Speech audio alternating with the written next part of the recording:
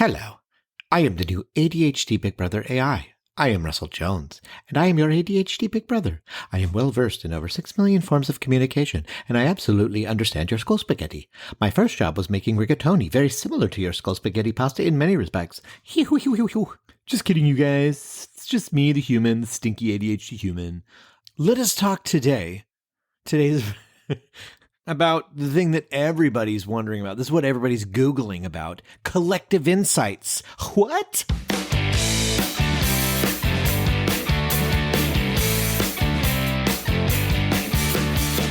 You are listening to ADHD Big Brother, the podcast for adults struggling with their ADHD and their depression and anxiety and blech.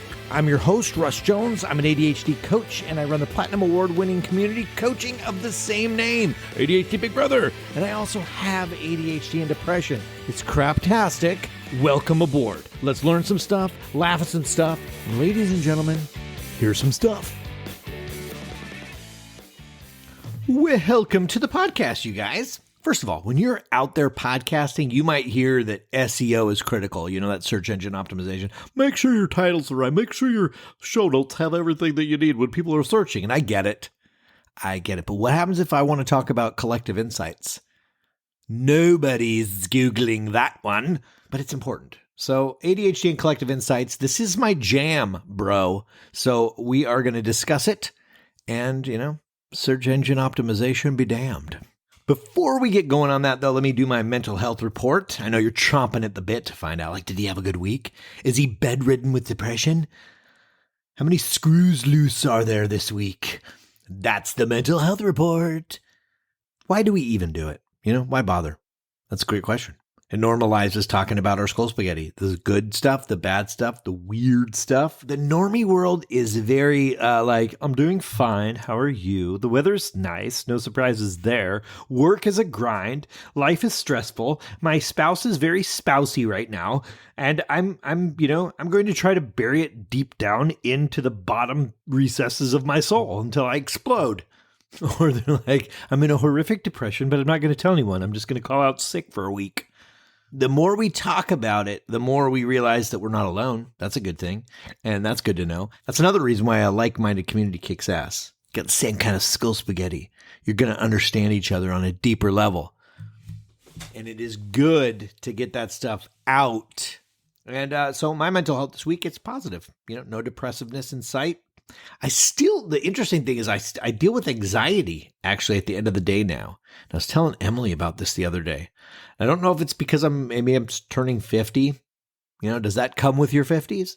Lower back pain, stiffening of the joints, and snoozy time anxiety. All right. Sometimes I think it's like that solopreneur anxiety, that ever pervasive, oh God, how do I keep this going? Oh God. It happens right as I'm tucking myself into bed at night. Who might relate to this is those of you that take Adderall. I remember back when I took Adderall, this was years ago, but that whoosh that you get? It's like you physically feel it kick in. It's maybe a little bit of a roller coaster thing. That's what that feels like when I get into bed, but it's in my chest. And the brain starts running those anticipatory thoughts. Could a heart attack be coming? Could this be anxiety? What could this be? And I'm like, could it just be sleep? Could we fucking just get it to be sleep right now? So what I do for that right now is I do deep breathing as necessary. And then also getting into a non-self-improvement book, anything that's outside of my workspace. And so right now I'm reading Dragonbone Chair by Tad Williams. Never read it, and it's freaking awesome. Fantasy books get me out of my head, and then reading tends to put me to sleep. So there you have it. But in general, I'm doing good this week. Oh my God, thank you so much for asking.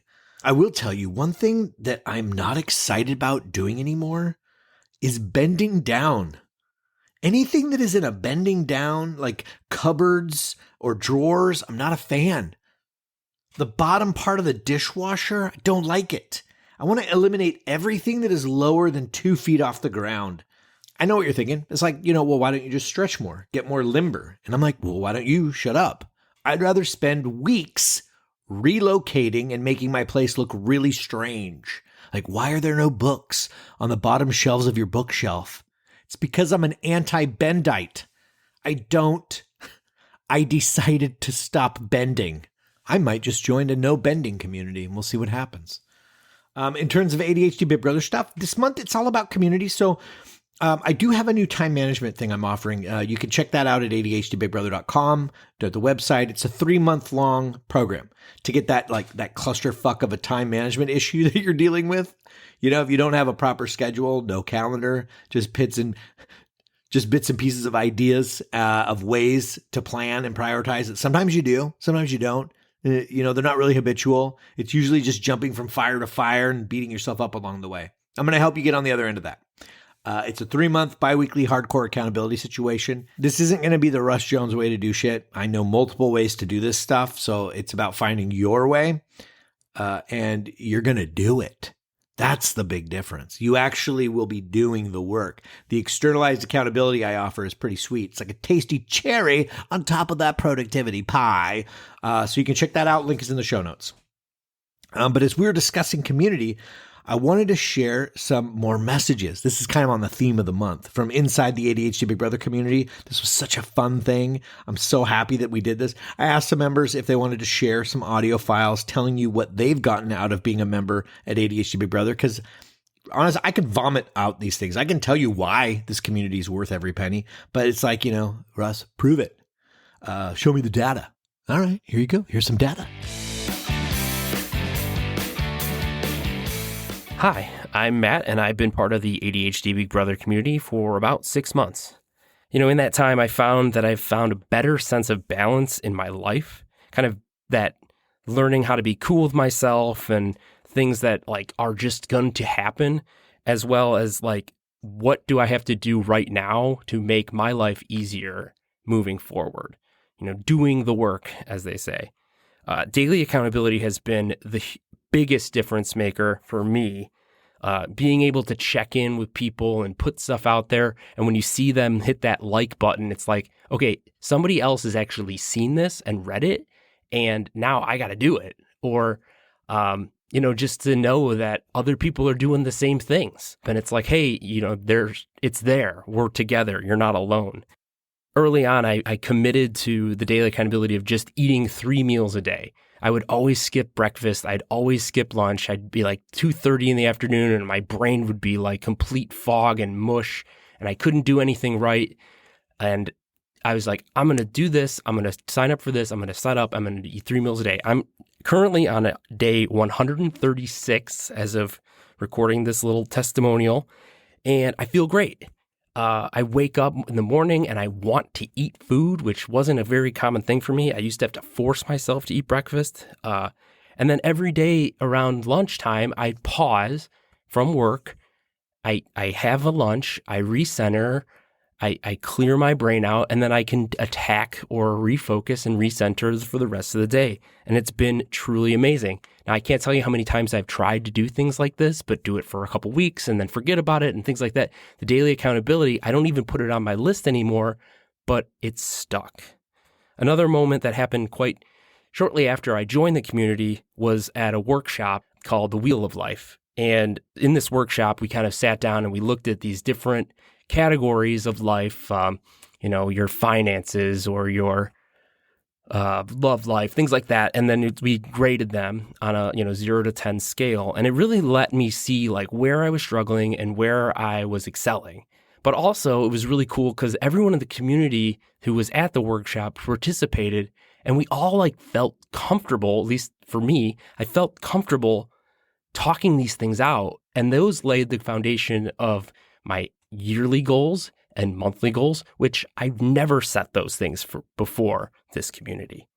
The one other thing that really is the support, that it's real. The people in this community show up, they cheer you on, they get it, they understand. If you've been listening to Russ's podcast and thinking, wow, that sounds like me, or yes, this is what I'm dealing with, join a public event, meet Russ, email him. There's a whole orientation process and everything. Oh my God, Matt's awesome. He actually reminded me that I did a Wheel of Life workshop. That's somewhere in the replays.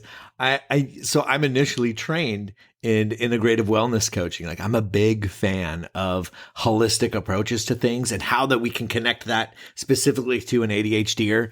So Wheel of Life is a good way to check in on where your life is out of balance. So thank you, Matt, for that. And he's right. The orientation process is just amazing. You know, we have name tags and I give you watermelon slices and we walk through the halls together and it's wonderful. You should do it. Just kidding, man. There's no watermelon slices. It's virtual. That's the thing that really chokes me up about some of the things, the successes that are happening here is that we've tried to do these things all of our lives and something is missing. Nothing is sticking, it seems like. And this is one of the ways to make it stick. It's beautiful. Community is crucial, you guys. Put that on your radar. Be curious with yourself, like how successful you are at doing things like quote unquote on your own. Like, I don't know why how so many of us were brought up, right? Adults do things. We handle things. We achieve things on our own. Willpower, integrity, etc. But it's like most of us, we have a community. It's just an ineffective, shitty one. You know, the people are great, but the effectiveness for our ADHD sucks.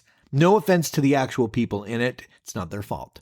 So like, think about what is your scaffolding right now to manage your life? Is your community all the people that come in at you like angry or disappointed or frustrated? And then that's the community that you rely on to get shit done. You know, when my spouse or my partner or coworker yells at me loud enough, at some point that will kick in the urgency and I'll do the thing. You know, it's not because I want to, it's because I'm a people pleaser and I've displeased some people. Or when my boss threatens to fire me, is that the scaffolding that we're using? Or when the landlord provides me with a late rent notice, that's the spark to pay the rent. Or when my friends visit, you know, that's when I clean my house. We joke about that. Like, hey, invite your friend over and that'll help you clean. Use the old ADHD trickaroonie. I'm like, how many of us are into using our friends for ulterior motives? And how many of us want to actually create some random fucking plan with someone every time we feel we need to do a thing? Many of us carry this thought of like, I need to be able to do stuff independently. But this is the counterpoint to this. Like, do we though? Or do we inadvertently use our community, the one that we have currently, or do we wait for our community to turn on us? I'm just super curious about that because nobody's purposefully waiting for a community to turn on them, but this is an ADHDer who's unable to get motivated to do a thing. And this is how the community of well-meaning normies helps an ADHDer to do a thing. It's pretty dysfunctional. There's got to be a better way. Many of us read books, right? We use our eyeballs to look at words on paper. This is called reading. We are seeking the right words to show us how to create a spark for a shitty thing. So we read the words, the spark is lit, we have an epiphany, we're going to do this on our own. So then we go to the kitchen and make a sandwich, and we've already forgotten what we read. Epiphany gone. Blech, what now? So here's an example of how you turn that epiphany into an action, and it relies on community. I'll tell you how that we do it at ADHD Big Brother. So I had a conversation with Ari Tuckman, the great Ari Tuckman, super cool guy. He wrote a book recently called the ADHD Productivity Manual. He's a couple episodes back. This is how I typically go through awesome books like that. I buy it, right? Because hopefully there'll be awesome new info that I can apply to change my life forever. I read it, highlight it. I read the questions at the end of the chapter and I think, okay, I'll come back to this and do these exercises because these seem good. Or I just answer the questions in my head and then I move on. By chapter 2, I forgot chapter 1, right? You know the deal. So long story short, what's the point? Like we live on autopilot and nothing changes if we don't do the work and we don't feel like doing the work in the moment when we think we'll come back to the work, but then we forget the work. So how does community change all this? We create scaffolding that gives us a better shot at implementation and retention. We create ongoing anchors that bring it back top of mind, right? In this case, we create a book club. creating posts meant for each chapter. We create meetups every couple of weeks to discuss what we're reading, how we're implementing the book. We keep percolating on the info and digesting it as a group. This gives us a higher likelihood of getting results from the awesome information of the book. Otherwise, it's just another fucking book on my bookshelf, and I'm never going to pick it up, especially if it's on the bottom 2 shelves because I don't bend anymore. Community helps you to do the work. And the only way to manage a life with ADHD is to do the work. You know what I'm realizing? The guy who Googled for ADHD and collective insights actually got a Birdwalk episode. So I should probably cover this real quick. Community is amazing. I swallowed the pill on it for sure. And one of the many reasons why community rules for adults with ADHD is that in a like-minded community that is engaged, and engaged members show up and share, but in an engaged community, you get a diversity in your support. Like you can go to an ADHD coach. More often than not, we are extrapolating your answers to how you might solve your struggles and then supporting that. And in my case, I double down on accountability support as needed, but it's about you coming up with your own answers. And some cases you're blocked, right? In those cases, the coach might propose ideas. In a community, it is absolutely amazing for those times that you're blocked. You can't seem to answer those questions on what might get you on the other end of a particular struggle. Like you go to your spouse, you tell them your struggle, they're a normie, let's say, and their answer is, you just got to do it, right? You just got to suck it up and do it, Just get in there and do it. But in an ADHD community, you say things like, hey guys, I can't seem to get my workout done in the morning. It's the only time I can do a workout and I just can't seem to get myself motivated. And the people that get it show up and they will tell you that they're struggling too. And perhaps there's 1 or 2 things that they're doing to get them closer. You get ideas that are ADHD friendly, like maybe put out your exercise clothes where you'll see them, or sleep in your exercise clothes, like eliminate all the choices, make it as easy as possible to get started, or try, working out for 5 minutes, set a timer, and that's all you have to do. And you're building up, you're building a habit. And you may find someone else that is struggling in the way that you are, and then you become like accountability buddies. I'm much more of a fan of getting a lot of ideas and seeing what is the sparkiest. And this is counter to how many of us do things, right? We typically, on our own, we deep buried in our heads, try to map out the plan or the system that is exciting, it's fresh, it's flawless. And then the moment it doesn't work one day, it's like the whole thing is scrapped. And then we're back to the drawing board, back in the dark corners of the brain to devise the true perfect plan. With a collective of ideas, like we can throw our skull spaghetti against the wall, see what sticks. We can try things. We can cobble together a system as we do the work. Or dare I say, play the game. The game of doing the shit. And the community is the glue. It's the reminder. It's the support. It's the belief that we can do it while we're learning how to believe in ourselves.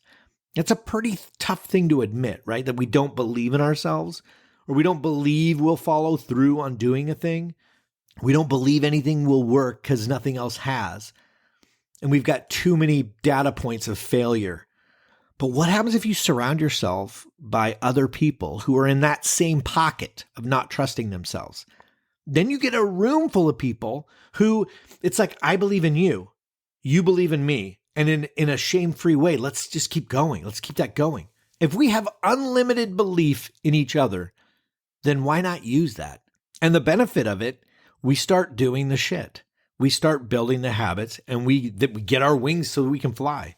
Here's another example of collective insights in our community. We have a space for sharing insights and struggles, things that we've learned, things that we need help with. In our community, there's no shame, right? So I need help folding my laundry. Okay. If you put it out there, you'll get answers. Or maybe one day you folded your laundry, and during that experience, you got an insight. Okay, so you went into the audio on body doubling session and you folded clothes while you talked to another friend on the other side of the world who was organizing paperwork. And you shoot the shit about whatever your interests are, right? You were talking about homemade kazoos, whatever. And you share that with the community. You say, hey, I got some shit done and this is how I did it. And then somebody who is struggling to fold laundry reads about your insight and goes, oh, I should try that. And now they now have an interest in an idea of what that can help them with their laundry. And community, it's what opens up the door for executing on that.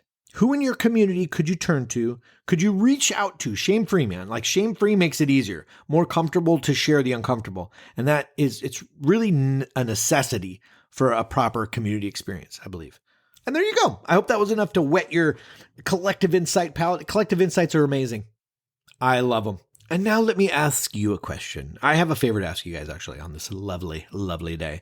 ADHD Big Brother podcast. We're currently in the top 2% globally, which is phenomenal. And I would love to see that number become 1.5. Will you help me?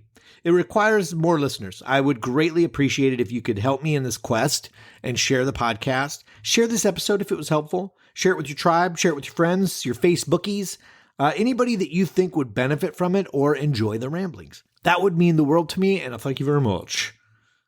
And as always, if you guys are looking for award-winning engagement, seriously, award-winning. Like Circle gave me a platinum award because our engagement is phenom-skis.